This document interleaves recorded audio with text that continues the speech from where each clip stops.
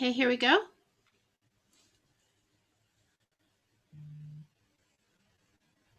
Hello, everyone, and thank you for joining today's webinar. I'm Deb Vance, and I have Sebastian who's going to be presenting today, going over Maestro news. We're very happy to have Sebastian with us. A couple quick housekeeping items. I am having a Zoom issue, so I will try to resolve that, but I do need to let you know that the session is still being recorded, and we are streaming out there to the social feed. So if you have questions, feel free to enter those in the question field, or enter those in on the social feeds, and we'll try to get those over to Sebastian to answer. So go ahead and let us know where you're watching from. I see we've got a couple from the UK, someone from New York. Awesome, great to have you guys on today. And I'm going to go ahead and hand this over to Sebastian really quick because I know he has a lot to cover. So Sebastian, I will go ahead and hand it your way. Thank you, Dawn. Welcome to the scripting overview on Maestro News webinar. So this is part of the series of webinars that we are giving on Avid Maestro News solution. This is the one that we are giving today, but remember, this is the second part of the first one that we already gave that you can find in any of our social media. This is the first one, building single execution logic graphics. And you can find it in any of the Avid social media. And if you go there, you will find the introduction to Maestro News logic, including scripting and how the scripting works inside Maestro News. I will do a really quick review on that, but you have a complete webinar on that in any of our social media. You can find it under the title Building Single Execution Logic Graphics. So we will continue from here to the webinar we are giving today. So let's go to the page editor. I have it here. I will start by creating a simple page, and we will see how by the use of scripting, we can change properties of the controls of the page. Then we will go further and change properties of the rundown, and we will go further and change properties of the application by creating global parameters. Okay, this is going to be the introduction really fast. So I will start by creating a new page. I have an empty scene for this. I don't need anything. I just going to work with controls. So this scene is totally empty. Okay, it doesn't have any exports or anything. I will just drag and drop independent controls that are not linked to anything on the scene. Just a single text. Okay, and I will drag and drop a drop down. And I will create some items for that drop down. Like, let's say, item 1 and item 2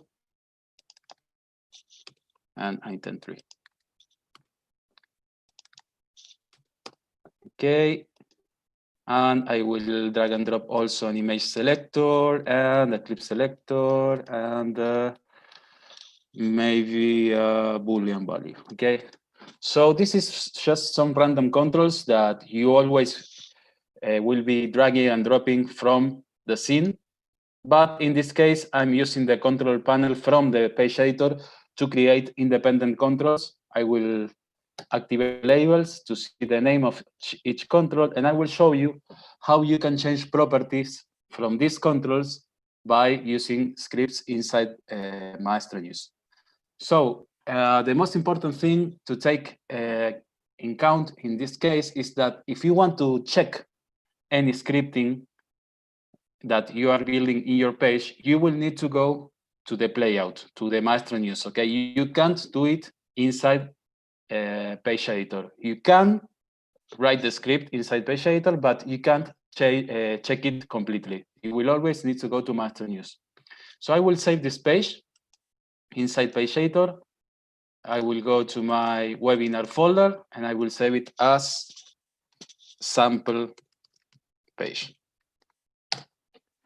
Okay, now I will go to the Maestro News layout panel. I have many different layouts.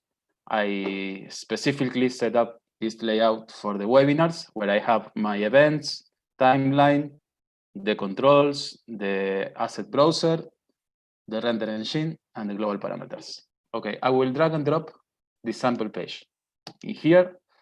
Now I do click, nothing happens because this is an empty scene, remember, it doesn't have anything. It's just for showing you what we can do with the scripts for the pages. So I will add a new track and I will add what is called a script event, okay? I will do it from here. I will add a script event. So let's write some basic scripts. Each one of these elements that I have in my page is called an item, okay? For the scripting language, each one of these elements is an item. So if I go to my script, let me just zoom in. Okay, there you go. So if I write item for calling any item on my page and I enter the dot, I will see that I have many actions that I can perform related to items. And I also have all the items that I have on my page. Let's say I select the single line text. So I will go and find the single line text. This one, okay? You see that this is the type of element, item is the type of element, and single line text is the element itself, okay? And now I can enter again a dot, and I can change any property from that specific item. So let's say I want to change the value that I have in that box. So I will go and search for the property called value. There is a property called value. I select it. And now if I see the category of the element I'm changing, which is an item, the name of the element, which is called single line text, and the property I want to change, which is the value. And then now I will give any value. Let's say I want to put a value that it's called, this is a test. Okay, remember always to finish your sentences in the scripting with semicolon. Okay, I will go back and zoom out. Now, when I play the page, what will happen is that the value of this text box here, the single line text, has changed according to what I scripted in here, okay? I tell in the script to change the value of that element. Now, which other properties I have for changing from an item? Let's say I have a drop down. So I have 3 different elements on my drop down. Item 1, item 2, item 3. So I can change also which one I want to select from the list. The first one, the second one, or the third one. Again, I will go to my script. And in this case, I will do everything the same. So I will start by selecting the category, which is an item, selecting the name. This element is called drop-down list. And I will select to change the index, okay? This one. So the index is going to be from the list I have in my dropdown, which element I want to select. The first one, the second one, or the third, more than element, the options, okay? Which option I want to select. So I will going to put here the number 3. And let's check it out. In this case, because it will be easier to change it to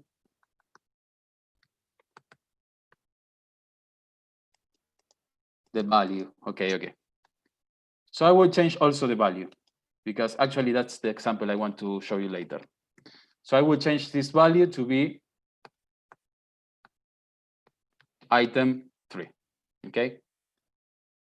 We will use the index more for data sources, which will be another webinar that we are going to use.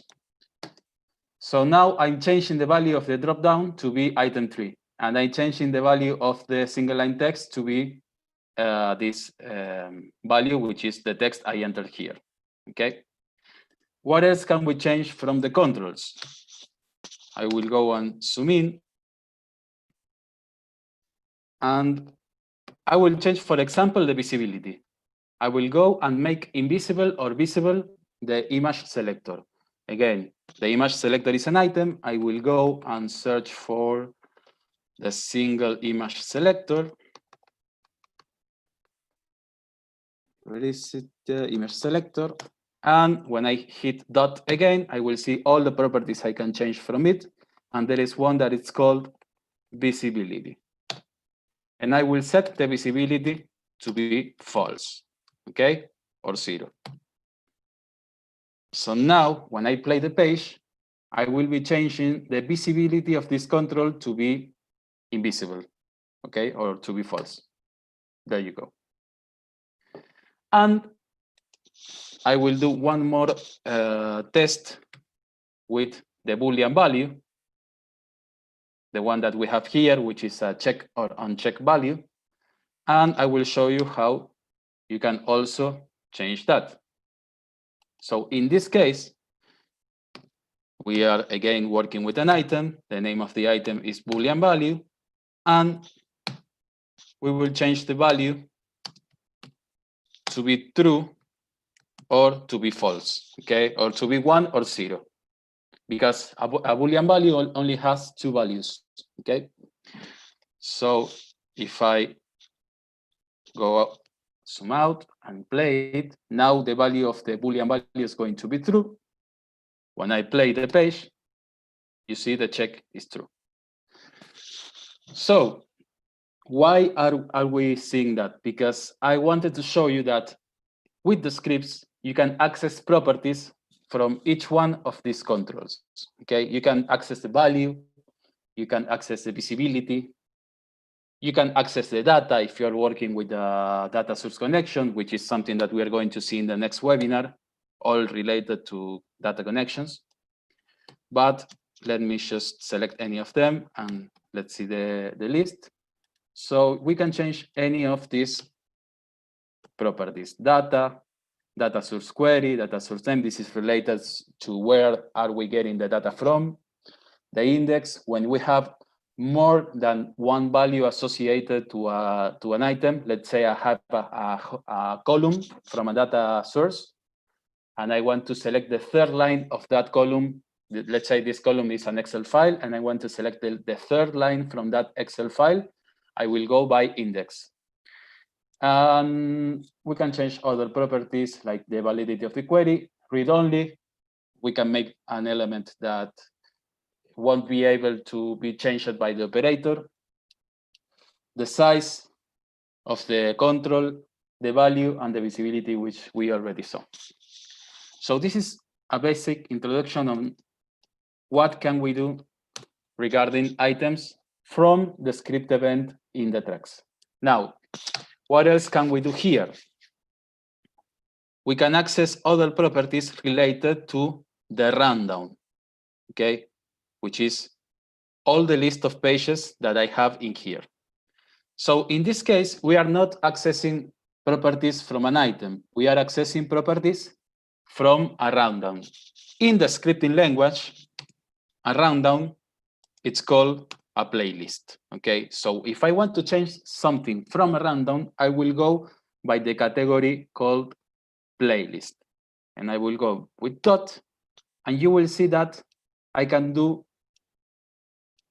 a lot of commands inside this rundown, like add a parameter, delete a parameter. I can find an item by ID. I can go through the whole rundown. Let's activate the ID column. So you see that each page that I'm adding here has a different ID in here. So I can go and search with the script, and I can tell the script to go and find a specific page by its ID, okay? I can go to the first element of my rundown. I can get how many items I got in my rundown. So you can do a lot of commands from here to manipulate and play pages by scripting instead of doing manually. So you can go and select a random, go to the first element, do a take to that element, go to the next one, and or find a specific element in your random by ID and play that element. You can do any of this just by using any of these commands, okay? Now, I will go and do something simple like adding a parameter. I will select add parameter. I will open parentheses, and I will put any name for a parameter. Let's say this is a random parameter, okay? I will close and semicolon. Now, when I play the page, it will do everything that I already scripted, and now it will add a parameter to my random, okay? Let's see how we activate the visualization of parameters. If you go to the random, you see this wheel in here. This is for activating or deactivating the list of parameters. Now I have the list of parameters activated. There is no parameter in my random. When I play the page, it will add this parameter called random parameter, okay? Now let's say I want to delete it. So I will go and again, go to the playlist category, select the delete parameter command, and I will enter the name of the parameter I want to delete. Random parameter. Sorry, there you go. Now, when I play the page, it will remove the parameter. How do we use parameters? If you see the previous video, the single line execution logic graphics, you can find it in any of our social medias or in the webinars page inside Avid. You will see that in that webinar, we are using a parameter to check if a graphic is not on air or if a graphic is on air. And by checking that, we will see if we are playing the in animation, if the graphic is not on air, or we are playing the transition animation if the graphic is already on air. In that webinar, we did it by using, instead of random parameters, global parameters. What is the difference between creating a parameter that is global or a parameter that is from a random? The more important difference is that if I have more than a random in my Maestro session, if I create a parameter in this random, in the first one, it won't be accessible from this random, okay? But if I create a global parameter, this parameter will be accessible from any of the randoms that I have open at that moment, okay? So let's go review a little more about the playlist parameters.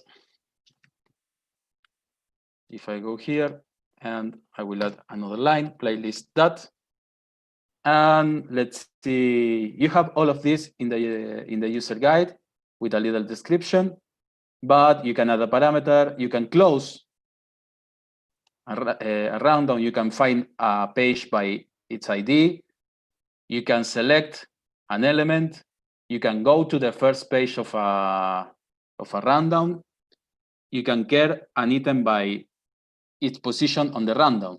You see that when I get over here, it says between the parentheses, it's asking me for an index, which means I will get the item and I will put a number, let's say like number 3. So I will go to the third item of my random, okay? And you have many more commands to use, like go to the next one. So I can start by going to the first one, the first object, and then from there, go to the next one, and to the next one, and to the next one, and do play to each one of them, okay? So you can do all of this by scripting. Now, this is a quick review, only for you to understand how this works how the scripting works inside Maestro News. And we will go to the third category, which is the global parameters or the application, okay? So we have the category item, which is everything related to the page, the category playlist, which is everything related to the rundown, and we have another category, which is called app, okay? And in this case, when I go with app,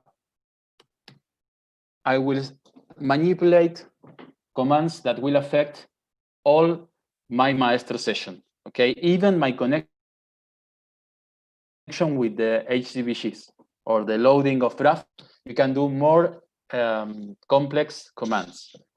So I can, of course, add a parameter also in my application. This is a global parameter. There you go. Now, when I play, instead of being added only to this rundown, it will be added to the global parameter list. And any of the rundowns and the pages or any element that I have in my Maestro session will be reading these parameters and using it for whatever I need it to be used, okay? So now I have this global parameter. What else can we do from the application level? Let's go and zoom in again, so it will be easier for you to read. So what else we can do? We can add a parameter. We can clear graphic channels. So we can clear all the outputs from the HDBG. If I have many pages activated, I can clear all the graphic channels. I can clear video channels if I'm using Maestro as a video engine. So that means that I'm using Maestro not only for playing pages, but also for playing clips. I can clear the video channels. I can choose to clear a specific channel. So if I have a graphic on air, I can choose to clear a channel. Let's say I want to clear the channel A. I will clear the first one, okay? The name of the channel is coming from A, B, C, D, E, not from how it's labeled or how it was created. Okay, the first one is always A, the second one is always B, the third one is always C, and that's go on, okay? And what else can we do? We have a lot of commands. We won't be able to cover all of them in this webinar, but I want to give you an idea of what are those scripts used for. Also, I can check if a parameter exists with the has parameter command. I can check if a page is loaded. I can load a page. I can load a scene. I can take out a page. I can take to preview a page. I can take to play a page. I can unload a page, okay? Always that you see item here, it's referring to a page. So this is all the commands that we can do from a script in the app level, okay, the application level. So as we saw so far, we have 3 levels of scripting. Item, which is referred to pages, playlist, which is referred to rundowns, and application, which is referred to commands that will affect any page or any rundown, okay? This is more like global commands, okay? Now, we have other categories like data source. And if I put data source, I will be able to update a query or update data. But we will see this in the next webinar related to data connections. And we have more categories of scripting related to media manager and other stuff, but this is the main related for this webinar, which is for the page building, okay? Now, with this information, we are going to build a page now. I can save from here if I want this page. Let's say I save it like sample page. I will overwrite the other one. Good. I will go now to the page editor and I will create a page. And we will use some of these tools that we just learned. But instead of using them from a script event, we will use the same logic, but from this panel here that is called script editor. maybe if you are already Maestro News users, you saw this panel many times and you didn't quite understood what it was for. So I will show you how to use it and how, with the same logic that we just saw, we can do some scripting in here. So I will create a new page, and I have a scene that is a Windows scene with 2 squares where we can change the content to be an image, to be a sequence, to be a clip, or to be a live input. Actually, I have it in here. So basically what I have in here is this square, and I can change with the child selector down here. I will be able to change which kind of content I want to show in here, okay? And I can do the same for the other window. So basically, I will give the operator to choose what he wants to send to the left window and what content we want to send to the right window, okay? For that, I will need to create controls in my page to load each one of these contents. So I will go to my scene tab down here, and I will select for the left, I have the export clip 01, okay? So this is going to be the clip I will use if I select to use a clip in the left window. Then I will go to the image 01. So this is going to be the image that I'm going to have on the left panel if I choose to use an image. Then I will go to the sequence 01.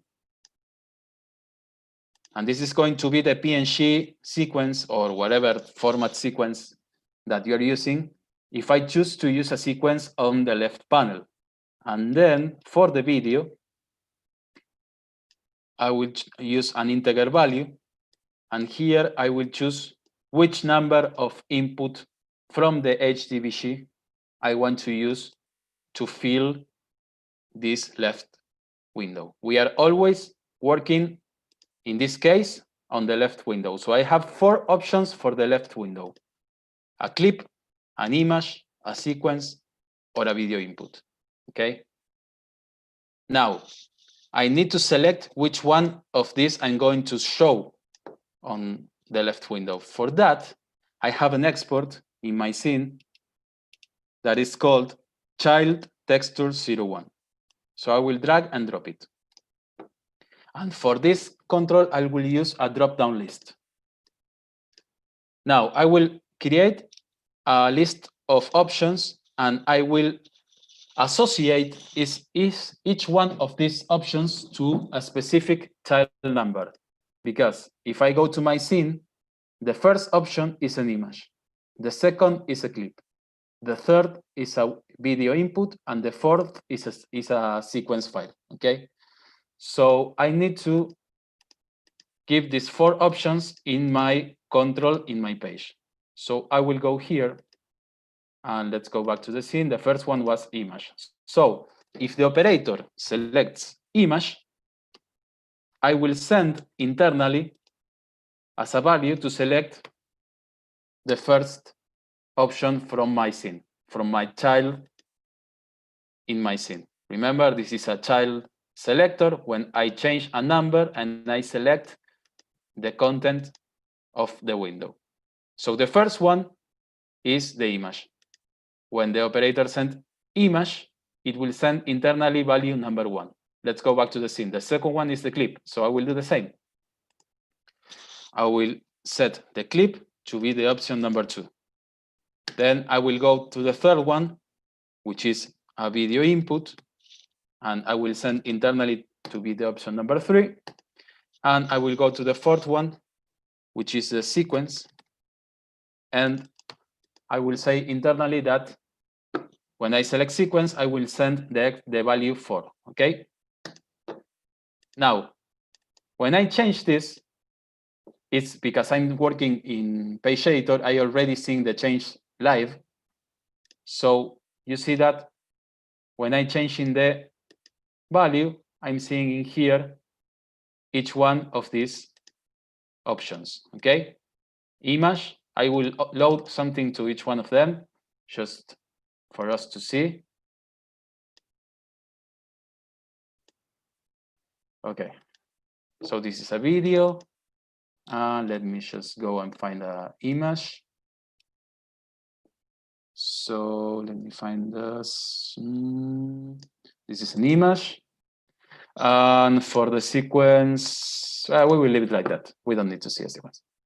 We won't be working that much with sequence, and it will take more time to find the sequence. Okay, so when I select the image, you see that I'm seeing the option image. When I go and select clip, I see the clip running. When I go and select video input, I see whatever input I selected in here. And when I see sequence, it's blank because I didn't load any sequence to this control. So with this, we are giving 4 options for the left window of our Windows template. But what if I want to make a relation between what I'm selecting here and what I'm seeing here? Let's say that when I select here an image, I want to make invisible all the controls except the one. When I select a clip, I want to make invisible all the controls except the ones from the clip.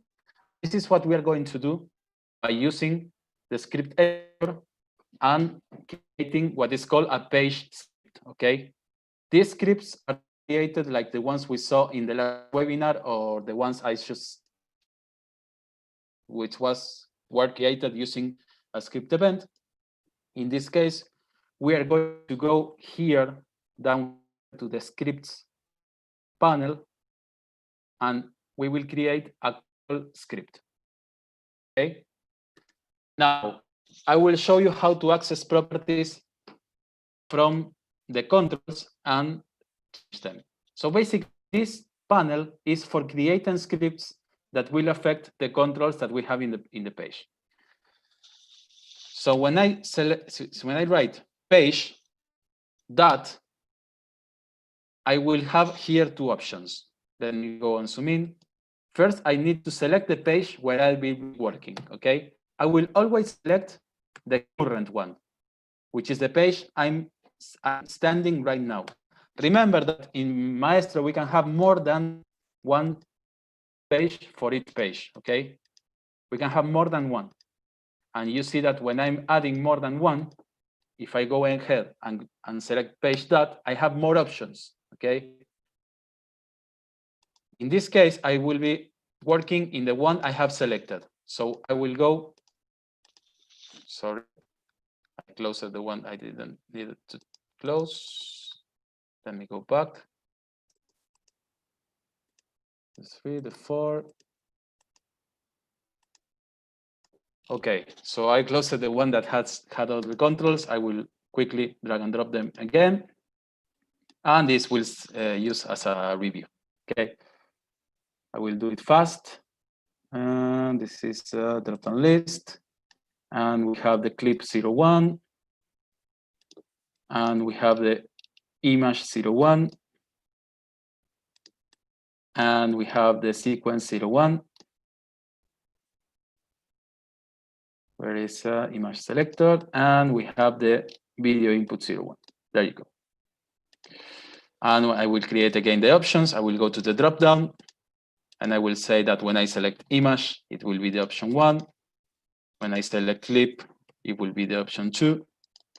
When I select video input, it will be the option number 3. When I select sequence, it will be the option 4. There you go. And I will select just any clip like I did before. I will select an image from here. Let's say, where was it? This one. And I will select a number of input. Okay. Now let's create the script. I go here again to the script tab, and then to the control scripts. And I will start to create my script. I will go to, I select page dot current. I mean, I will be working on the current page. And then I will select which property I want to change of which element. let's say I want to change a property. So I will start by making all the elements invisible, okay? I will make all the elements invisible. So I will select the clip 01. I will go to the property again with dot, which is called visible, and I will set it to be false. And I will do the same with all of them. Page current image 01, the visibility, I will set it to false. Page, every time you hit that, you get options. I hit that again, I get more options. So it will be really easy to create this kind of scripts. The sequence, visibility, I will make it false. And page current video input, visibility false. Why am I doing this? I will start by making all of them invisible at the beginning of my script. And then I will check which one of them I have selected in here in my dropdown, and I will make visible only that one, okay? So I turn off everything, and then I select one, and I make it visible. So I will go and create an if. Remember that this is a condition. If page current, and I select my child texture. This is my selector, okay? Let me just put the tags. This element, this drop down. If the data, in this case, we are not using the value in this script that we are building here. We need to access what is called the data of the control, okay? We don't have the value option. We have the data option in here. This is the only difference that we have from here, because in here, if I go to item that child texture, I have the option value, but in here, the option will be data, okay? So if the data of my selector is 1, I will make visible the image. So I will copy this, the image control, and I will change it to be true. So what will happen? With the first part of the script, I'm turning everything off. Then with the second part, I'm turning on the one that I have selected on my dropdown, okay? So I'm telling if the data that I have selected on my dropdown is number 1, I will make visible the image. And I will make the same for the 4 options, okay? If the data is number 2, I will make visible the clip, which is my second option.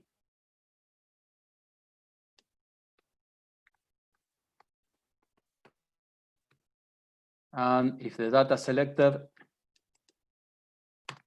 is number 3, I will make visible my video input, which is my third option. I'm always talking the options in my dropdown, remember, option 1, 2, 3, and 4. So if I select number 3, I will make visible the video input. And let's go and select number 4.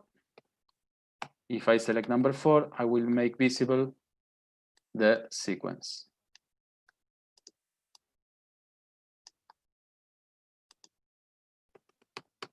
There you go. So you have 4 options. I can make them in the same order in here. The page goes first, 1, third, and so this is not going to affect anything, the order in this case, because I'm setting all of them to be false. So what I'm doing here is I'm turning everything off, and then depending of what I'm selecting in my dropdown, I will make one of them visible. Now, how do I trigger this script? Let's save it first. For saving, remember that we need to save the script after we write it. If not, we are going to lose it. So I will put a name to the script, like, let's say, drop down in here, let's say its name, and I will save the script. There you go. Now I have it saved. If I go back or whatever, I have it here. Now, how are we going to trigger this script? So we're going to trigger, you see that I'm selected a control script. That means that I can trigger this script from any of these controls. So which one is going to be the one that is going to trigger the script? Is going to be the selector. So when I change my selection, every time I change my selection, I will trigger the script and I will make visible a different option of these ones, okay? So I will go to my selector and I will go here, and you see that I have an option. When I select the control, I have an option in here that is called scripts. And let me expand. And what is this means? This means that when I change the data from the control, I can execute automatically a script. Now it's not executing any script, but if I go to the option none, let me go back in here, I will see that in my dropdown, now I have the script I just created, this one, okay? So now what is going to happen is every time I change the content of this control on data change, it will trigger the script I just created here. And it will check which option I have selected, and it will make that option visible and the other ones invisible. So I will go and put all of, let's make this control a little bigger. Like something like this. There you go. And we will put all of them on the same position and the same scale and everything. And I will just select all of them and take them here. Okay. And what I can do also is I can save the page with all this control hidden. Okay. So I will go and select all of them together with control and drag, and I will make them, the visibility of them, false. And I will save the page like this. This is only for showing you how the script works, okay? The main important thing here is to understand the scripts. Okay. Let's go and save the page. This is Windows. There you go. Now, if I change here, now, you see that whatever I change, my option is hiding the rest and showing only one of them. Why? Let's go a quick review. When I select the control, this control is executing on data change. Whatever the data of this control is changed, is executing a script that is called dropdown, which is this script I just created here in this panel that I can see in my scripts panel on my list, okay? So this is really useful. This is only an example to create this kind of content where we have dynamic content and you want to create a really clean interface for the operator or the producer or the news writer to be able to select the content of a page. Now, I have it for the left window. I will do it quick for the right window also. This will do as a quick review for you also. So what I can do is, let's do like this. And I will do the same again. I was about to copy and paste, but I want to do it again so you can review really quick everything. So remember, image is option 1, clip is option 2, video input is option 3, and sequence is option 4. Good. There you go.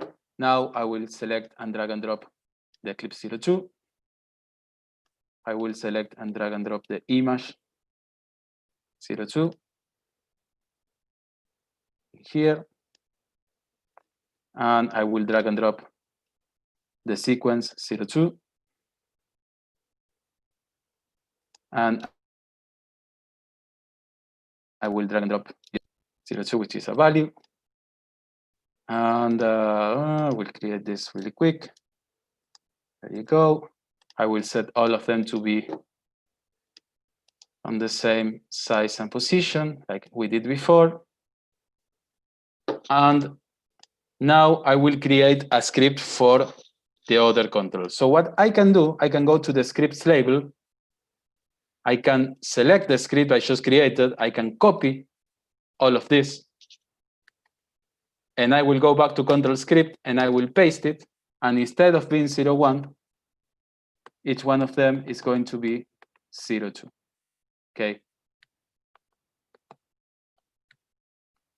So now what I'm accessing is the data and the properties from the second set of controls, which is the ones that controls the right window. And I will save this as drop down 2. There you go. So I have two scripts, drop down and drop down 2. Now I will go to this control, this drop down, and I will say to this control that every time I change the data down here on data change, I will execute the drop down 2 script. And it will work the same way, or it should work the same way. Let's see if I have something here, title 02. Okay. It is changing the control, there you go, video input, sequence. Now we don't see any image here because I don't have any image loaded. So I will finish this page by sending the exports, child texture 1 and 2, clip 1 and 2, image 1 and 2, input 1 and 2, and sequence 1 and 2. And then I will play the in animation, and on the out, I will play the out animation. I will wait. Let's say how much this lasts. 8 frames. I will wait 1 second, and I will deactivate the scene. And I will save the scene like this. Now, let's go to the playout. Here I have my Windows page. It is already loaded.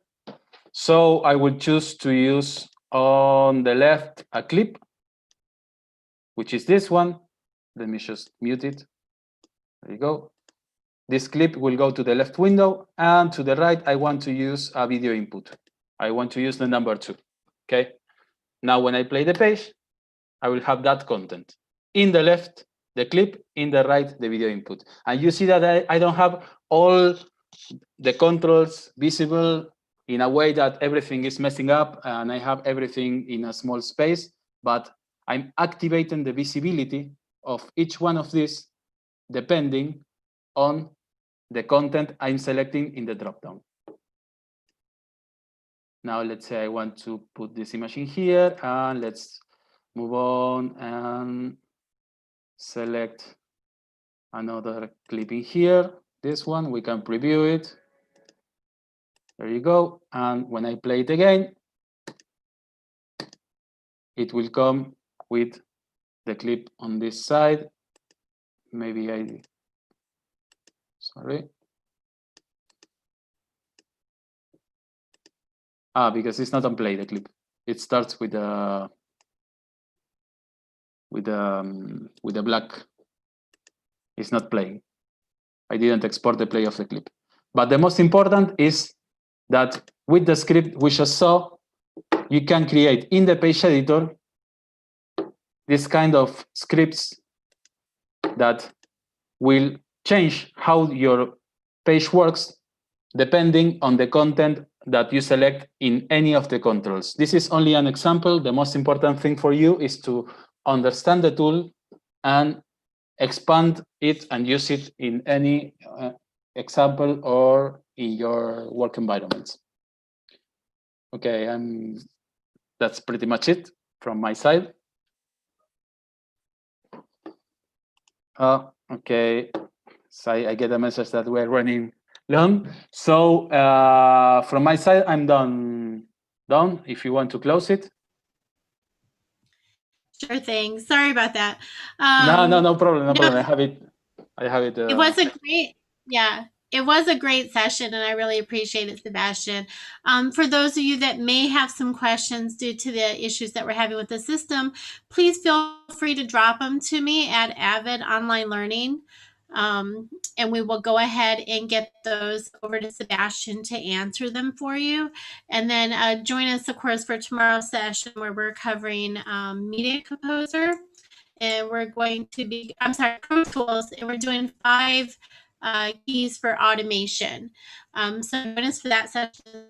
Again, send us your if you have at avid.com, and we'll get those session. You do this webinar this week at avid.com/online learning webinar. So Sebastian, thank you so much. I really enjoyed the session. Thank you. Thank you so much. Have a good day. You too.